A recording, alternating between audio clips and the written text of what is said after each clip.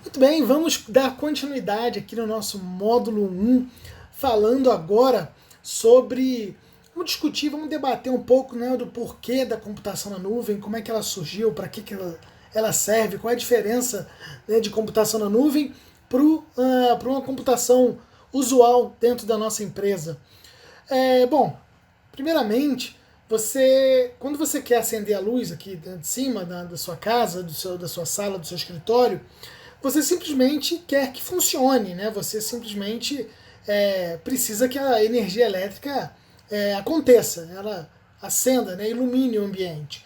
Naquele momento você não pensa em detalhes de como é que a energia elétrica chega na lâmpada aqui, na luz aqui, como é que ela chegou até ali. Você não pensa nisso. Você aperta um botão e simplesmente a energia elétrica apareceu. Né? Você não tem como pensar na energia elétrica criada lá na usina de energia, lá naquelas turbinas, né? Ela viajando através de uma grande rede de linhas de transmissão, né, de alta tensão até a cidade, passando por uma subestação e chegando até na nossa casa. A gente não pensa em nada disso quando a gente vai acender uma lâmpada de casa, do nosso quarto, da nossa sala.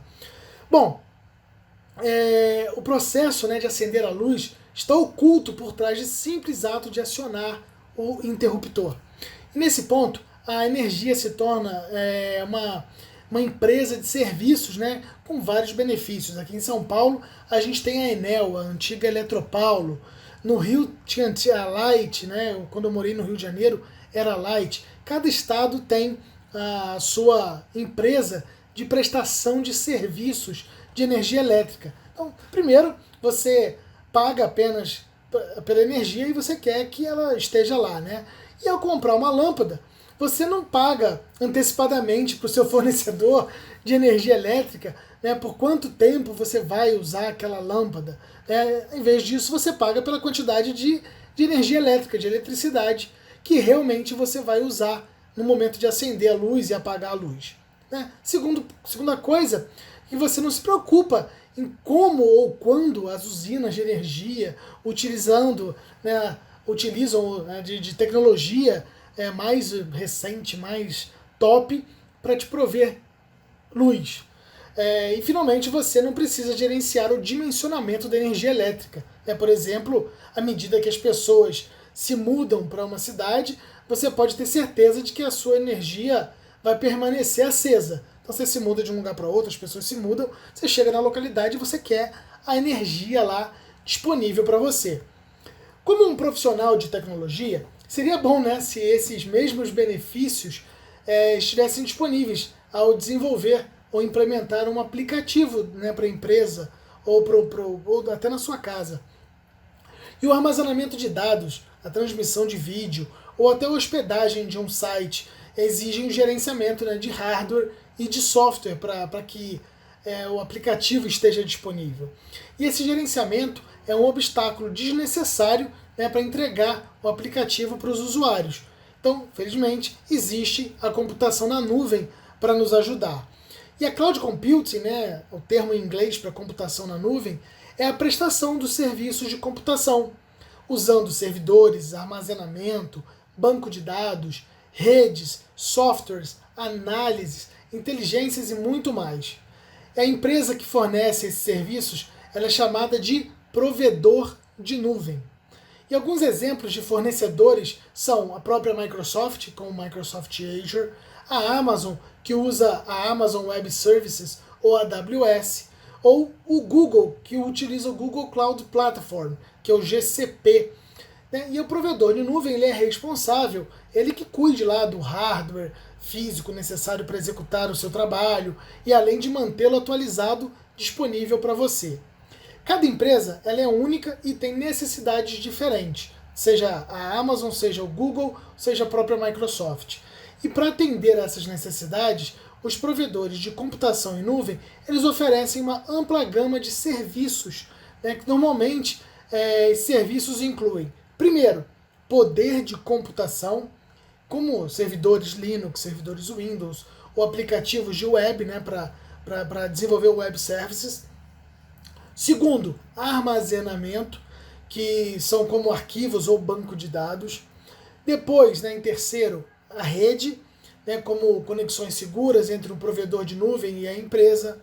Analytics, como visualizar dados de telemetria, desempenho, né, da utilização, né, todos os dados, na análise de dados do que é trafegado, do que é utilizado no ambiente computacional de nuvem.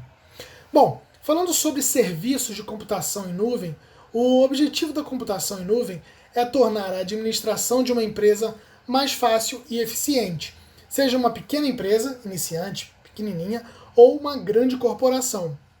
E cada empresa ela é única e tem necessidades diferentes, bem específicas de cada uma delas. Para atender essas necessidades, os provedores de computação em nuvem oferecem uma ampla gama de serviços. Você precisa ter um entendimento básico de alguns dos serviços que ele oferece, que a gente vai falar um pouquinho aqui nessa aula. E vamos discutir brevemente dois serviços mais comuns em todos os provedores de nuvem, né, e o que eles oferecem, que é a computação e o armazenamento. O que é esse poder de computação? Quando você envia um e-mail, por exemplo, faz uma reserva na internet de um hotel, paga uma fatura online, ou até aceita um módulo, né, do Microsoft Learn, que está, né, você está interagindo ali com os servidores baseados em nuvem. Então, nesse momento, esse curso que a gente está fazendo aqui, você está interagindo com esse vídeo que está armazenado, né, num poder computacional, num servidor na nuvem, né, do provedor de serviços de hospedagem, né, de cursos de treinamento. Então, esse treinamento todo está hospedado na nuvem. Então, dados como o vídeo, esse que você está assistindo, né, o Word, né, o PowerPoint que você baixou para acompanhar a aula, também está armazenado, são dados, né, armazenados na nuvem, né? E como consumidor, todos dependemos dos serviços de computação fornecidos pelos provedores de nuvem que compõem a internet. E ao criar soluções usando a computação na nuvem, você pode escolher como que você deseja trabalhar, né, como é que esse trabalho vai ser realizado com base nos recursos e nas necessidades. Então, por exemplo, se você quiser ter mais controle e responsabilidade sobre a manutenção, né, você poderá criar uma máquina virtual, que a gente chama de VM, né, uma virtual machine. Então você pode criar, subir lá uma VM de um Linux ou de um Windows e você mesmo cuidar dessa manutenção. Uma VM é uma emulação desse computador, caso você ainda não tenha tido a oportunidade de estudar sobre o que são VMs, né, Virtual Machine. E assim como o seu desktop ou o seu laptop, né, que você está utilizando agora, ou o celular que você pode também estar assistindo essa aula, cada VM inclui um sistema operacional e um hardware que parece que está sendo usado por um computador físico e tal, executando um Linux ou Windows, ou Android, ou o iOS da Apple. Então você pode instalar o software necessário para executar as tarefas que deseja realizar ou processar na nuvem. A diferença é que você não precisa comprar nenhum hardware ou instalar sistema operacional. Vocês vão ver depois, simplesmente com um clique e algumas configurações, você cria uma VM de um Linux, né, um Virtual Machine, uma máquina, um servidor Linux ou Windows. E o provedor de nuvem ele executa essa máquina virtual em um servidor físico, em um data center, que pode estar em qualquer lugar do mundo. A gente vai ver também para frente onde que eles ficam aí armazenados. E geralmente compartilhando esse servidor com outras VMs que podem estar isoladas e seguras dentro desse data center. Com a nuvem, você pode ter uma VM pronta para funcionar em minutos e um custo muito menor do que se você fosse adquirir um servidor, né, físico, comprar lá aquele servidor, aquela de 1U, 2Us lá, dependendo do tamanho do servidor, para colocar num rack. As VMs não são a única opção de computação, tá? Mas existem outras duas opções que são o que a gente chama de containers e computação sem servidor. Bom, você deve estar pensando, né? O que são containers? Os containers eles fornecem um ambiente de execução consistente e isolado para os aplicativos. E eles são semelhantes a essas VMs, né? Exceto que eles não exigem um sistema operacional, um guest, né, de sistema operacional. E em vez disso, o aplicativo e todas as suas dependências são empacotados em um container. E, em seguida, um ambiente de tempo de execução padrão é usado para executar esse aplicativo. E isso permite com que o container seja iniciado em apenas alguns segundos, porque não há um sistema operacional para inicializar e forçar lá a subida dos serviços. Você só precisa do aplicativo para iniciar. Então, um projeto de código aberto, né, que é o Docker, é uma das principais plataformas para gerenciamento de containers. Então, sei que são nomenclaturas novas, né, Docker, container, mas pensa nisso, o container é um conjunto de serviços que você clica e ele sobe e está disponível ali para você, como o ligar de uma luz mesmo. E o Docker é o projeto de código aberto onde ele roda esses containers. Os containers do Docker fornecem uma abordagem leve e eficiente para a implantação de aplicativos, pois permite que diferentes componentes do aplicativo sejam implementados independentemente e em diferentes containers. Vários containers podem ser executados em uma única máquina ou os containers podem ser movidos entre as máquinas. E a portabilidade do container facilita a implantação de aplicativos em vários ambientes, né, seja no seu ambiente local, físico ou na nuvem, e geralmente sem alteração do aplicativo. Bom, e o que é então a computação sem servidor? A computação sem servidor permite executar o código do aplicativo sem criar, configurar ou manter, né, você tem que manter esse servidor. A ideia principal é que o seu aplicativo seja dividido em funções separadas que são executadas quando acionadas por uma ação. Isso é ideal, é funcional para realizar tarefas automatizadas, como por exemplo, você pode criar um processo sem servidor que envia automaticamente uma confirmação por e-mail e depois que um cliente fazer uma compra online, por exemplo. O modelo sem servidor ele difere um pouco das VMs e de containers, porque você paga apenas pelo tempo de processamento usado para cada função que ela é executada. VMs e containers são comprados enquanto são executados, né, enquanto você está ali fazendo a execução deles.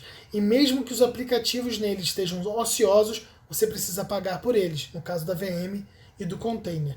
Essa arquitetura ela não funciona para todos os aplicativos, mas quando a lógica do aplicativo pode ser separada em unidades independentes, você pode testá-los separadamente, atualizá-los separadamente e inicializá-los em microsegundos, tornando a sua abordagem uma opção mais rápida para a sua implementação. Então, claro, usar container, VM ou a computação sem servidor depende daquilo que você vai usar, daquilo que você vai rodar para cada um dos ambientes. Então, só para você entender, eu estou colocando aqui do lado para a gente ver essa diferença, né, de virtual machines, de containers e de computação sem servidor. Então, ó, numa virtual machine, numa máquina virtual, você pode ter ali duas VMs rodando com aplicativo, cada VM com seu aplicativo, pode ser um Linux e um Windows, né, essa parte azulzinha aqui. Você pode ter hardware virtual para cada uma das VMs, você pode ter um controller, né, um controller de hypervisor para controlar tudo. Então, você pode ter um ambiente físico de hardware diferenciado para o seu ambiente. Então depende, né, da sua necessidade. No caso do container, você vê que tem vários containers rodando em cima de uma engine, né, de container. E ela tem ali um sistema operacional, um host de operação de sistema operacional para trabalhar naquele ambiente físico. E sem servidor, ambiente sem servidor, você tem simplesmente as funções rodando ali. Você pode ter 1, 2, 3, 4, 5 funções rodando em cima de um sistema, rodando ali, só subindo as aplicações para você. Simplesmente assim, certo? Bom, falando um pouco sobre armazenamento, a maioria dos dispositivos e aplicativos lê ou grava dados. Então, aqui estão alguns exemplos. Você pode comprar um ingresso de cinema online. Você pode procurar o preço de um item num site de vendas online.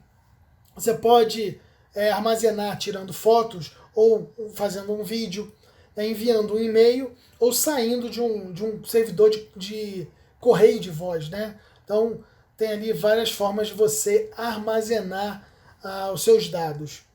E todos esses casos, os dados são lidos, né, consultando um preço, claro, ou gravando, tirando uma foto, gravando um vídeo, e os tipos de dados, né, como eles são armazenados, podem ser diferentes em cada um desses casos. Os provedores de nuvem geralmente oferecem serviços que podem lidar com todos esses tipos de dados. Então, por exemplo, se você quiser armazenar texto ou um vídeo, você pode usar um arquivo de disco. Se você tiver um conjunto de relacionamentos, como um catálogo de endereços, você poderia adotar uma abordagem mais estruturada, como usar, por exemplo, um banco de dados como SQL, por exemplo, ou MySQL. A vantagem de usar um armazenamento de dados baseado em nuvem é que você pode escalar para atender às suas necessidades, sejam elas qual for. E se você achar que precisa de mais espaço para armazenar seus clipes de filme, seus vídeos, suas fotos, você pode pagar um pouco mais e aumentar o espaço disponível. Se você já usa, por exemplo, nuvem do Google, né, o Google Drive, por exemplo, você já viu lá que tem níveis para você usar. No caso da Microsoft, você pode usar o OneDrive, e para cada nível para cada quantidade de armazenamento, você vai contratando e vai expandindo. Isso é o uso de computação na nuvem para armazenamento de dados, né? Toda empresa tem necessidade e requisitos diferentes. A computação da nuvem ela é flexível, ela é econômica, justamente para atender essa demanda e essa necessidade. O objetivo, seja uma pequena empresa iniciante ou uma grande empresa, ela flexibiliza da mesma forma, sem nenhum problema. Bom, agora a gente pode explorar os principais conceitos da nuvem. Agora que a gente já entendeu, vamos ver quais são os serviços, né, que tem uma grande mudança na maneira tradicional de como as empresas pensam sobre os recursos computacionais de TI. Os serviços em nuvem têm características e considerações, e algumas das quais são descritas, né, eu vou apresentar aqui embaixo para que a gente possa entender um pouco mais cada uma delas. Então, a primeira característica de computação na nuvem é a alta disponibilidade, que é a capacidade de manter os serviços em funcionamento por longos períodos de tempo, com muito pouco tempo de inatividade, ou quase nenhum. E dependendo do serviço, você pode ter ali, você já deve ter visto algum SLA, né, 99,99999% de disponibilidade. Isso é alta disponibilidade. A outra é a escalabilidade, que é a capacidade de aumentar ou diminuir recursos para qualquer carga de trabalho.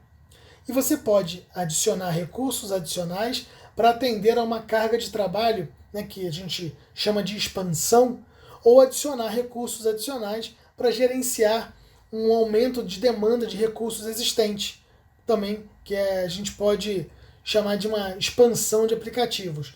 E a escalabilidade não precisa ser automática dentro do serviço, você vai definindo gradualmente. Um outro requisito, uma outra característica da computação na nuvem é a elasticidade. Lembra que nós comentamos num vídeo anterior? A elasticidade é a capacidade de aumentar ou diminuir automaticamente ou dinamicamente os recursos conforme a sua necessidade. Os recursos elásticos correspondem às necessidades atuais e os recursos são adicionados ou removidos automaticamente para atender às necessidades que vão vindo, que as demandas que vão vindo de acordo com o dia a dia, com o crescimento ou a diminuição de trabalho da sua empresa. E uma distinção entre essa escalabilidade e elasticidade é que a elasticidade ela é feita automaticamente. Uma outra característica é a agilidade, a capacidade de reagir rapidamente no ambiente dinâmico de TI. E os serviços em nuvem eles podem alocar e desalocar recursos muito rapidamente. Eles são conhecidos sob demanda por autoatendimento, para que grande quantidade de recursos de computação possam ser provisionados em minutos, e não há intervenção manual no provisionamento ou no desprovisionamento desses serviços. Outra característica ainda é a tolerância ao erro. A capacidade de permanecer em funcionamento, mesmo no caso de um componente ou serviço não funcionar mais, que é normalmente a redundância, que é incorporada à arquitetura de serviços em nuvem. Então, com isso, se um componente falhar, um componente de backup substituirá.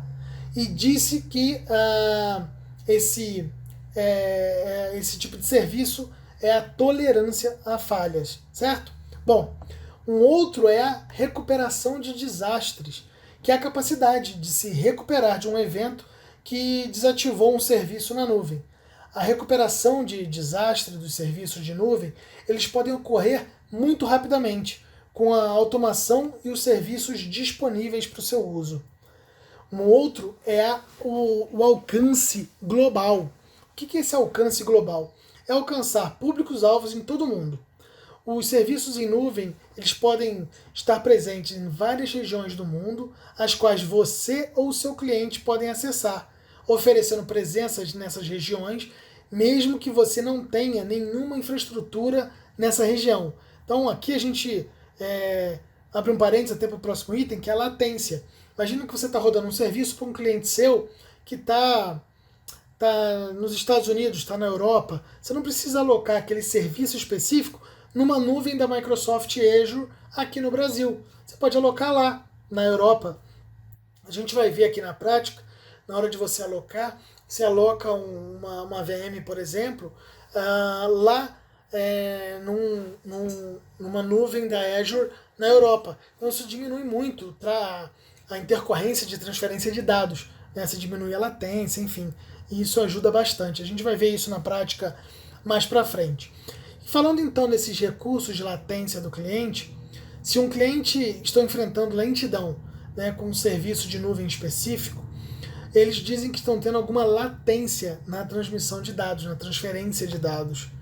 E embora as fibras óticas modernas sejam muito rápidas, ainda pode levar algum tempo para os serviços reagirem a essas ações do cliente, se um serviço não for local para esse cliente.